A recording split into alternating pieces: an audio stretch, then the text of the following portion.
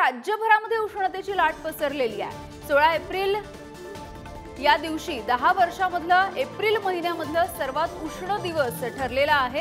आजपासून 19 एप्रिल पर्यंत तापमानामध्ये आणखी वाढ होण्याचा अंदाजही हवामान खात्याने वर्तवलाय। तापमान वाढल्यामुळे आर्द्रतेचं प्रमाण सुद्धा घसरलंय। आयएमडी मुंबईमधल्या कार्यालयातील शास्त्रज्ञ सुषमा नायर यांनी याबद्दलची माहिती दिली आहे।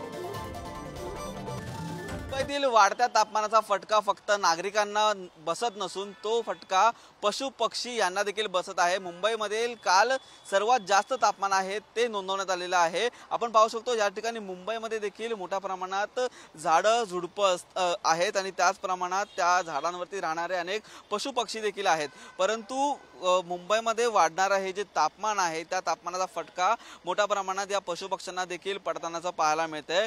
गेल्या 15 दिवसांमध्ये जवळपास 100हून अधिक प्राणी पक्षी आहेत ते उपचारासाठी या ठिकाणी दवाखान्यात दाखल झाल्याचं देखील पाहायला मिळतंय। यामध्ये पशु पक्षी असतील, गायी असतील यांचा देखील संपूर्णपणे समावेश आहे। तर ह्या ठिकाणी आहे ते मुंबईमधील हा जो आकडा आहे तो मोठ्या प्रमाणात आपल्याला म्हणावा लागेल। सुमारे 58 पक्षी यामध्ये जखमी झालेले असून त्यामध्ये 12 कबूतर, 16 कावळे, 1 पोपट, 2 मैना, 17 घारींचा देखील याच्यामध्ये समावेश आहे। तर 40 गायींचा देखील मुंबईमध्ये प्राणी पक्ष्यांच्या उष्माघाताने त्यांचा या संपूर्णपणे जो त्रास झालेला आहे त्यांची संख्या आहे ती आपल्याला पाहायला मिळते।